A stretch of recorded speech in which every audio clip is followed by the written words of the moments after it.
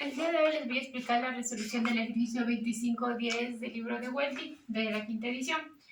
Él nos menciona que un carbón fluidizado se ha propuesto para una nueva planta de energía. Si se pierde, suponer que el carbón es de forma esférica, reduzca la ecuación diferencial general de transferencia de masa para obtener una ecuación diferencial específica que describa la difusión en estado permanente del oxígeno a la superficie de la partícula del carbón. Nos pide que determinemos la relación correspondiente a la ley de Fick que describa el oxígeno del aire del medio ambiente si A solamente se produce monóxido de carbono en la superficie de la partícula de carbono. Aquí tenemos que primero partir eligiendo el sistema de coordenadas que mejor describe esta geometría, y en este caso nos dice que es esférica. Entonces nuestro sistema esférico tendría coordenadas R, U y F.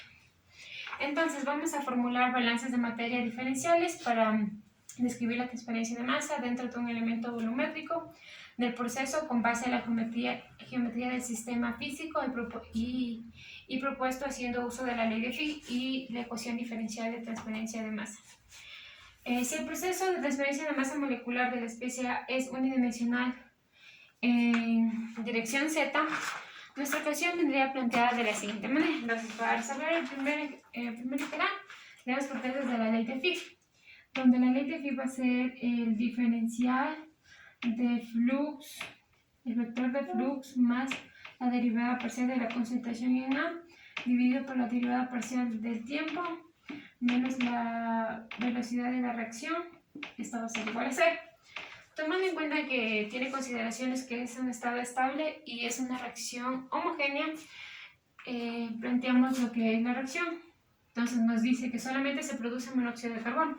Entonces partiría que 2 carbonos más O2 producen 2 monóxido de carbono. Ya, teniendo en cuenta las ecuaciones que nos plantea el libro de Welty, tendríamos que la derivada entre la coordenada r al cuadrado y el flux de Na en R por la diferencial de R va a ser igual a 0. Aquí tenemos que tener en cuenta de que NAR va a ser igual a NBR, pero como sabemos que NAR es 2, iría de esta forma. Tomando esas consideraciones, planteamos la ecuación, que sería que YA es 2 veces NAR más NBR, y esto va a ser igual a menos YA NAR. En el análisis de la primera parte vamos a tener una segunda parte en que debemos considerar en un volumen diferencial del proceso. Como nos decía que tenemos en cuenta la ley de Fick, para simplificar mediante relaciones de flujos con la contribución másica, tenemos que considerar que es un flujo unidimensional de una mezcla binaria de componentes A y B. Entonces, hacer una mezcla binaria de componentes A y B, la ecuación del flux de R menos C por la difusividad de AB multiplicado por la diferencial de YA dividido por ADR menos YA NAR. Una condición nos mencionaba que si NAR es igual a NBR, entonces YA multiplicado por NAR más NBR va a ser igual a 0. Entonces esta parte es esta parte de aquí, entonces esto se nos haría 0 y la ecuación nos quedaría de la siguiente forma, que menos C de AB diferencial de YA por DR.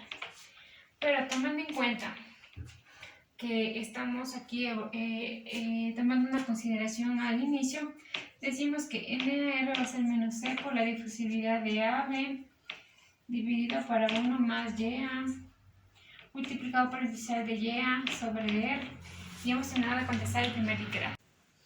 Para el integral B nos pide que solamente se produce dióxido de carbono en la superficie de la partícula del carbono. Entonces vamos a empezar planteando la reacción química. Entonces la reacción química es la siguiente, que nos dice que C más el oxígeno molecular va a producir CO2. Considerando esto, que N a R va a ser igual a menos NBR. Teniendo esa consideración y sabiendo que Y A de N a R más NBR es igual a 0, con la ecuación anterior que teníamos con respecto al flux de componente AR, nos quedaría la ecuación que menos C por la difusividad de AB va a ser dYA sobre dR. Y aquí tenemos contestada el literal B.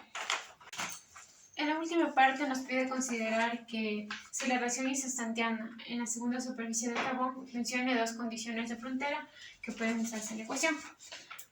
Según el libro de Wolfitty, se pueden utilizar como condiciones de frontera que YA en función de R va a ser igual a 0 y que YA en función evaluada al infinito va a tener una respuesta.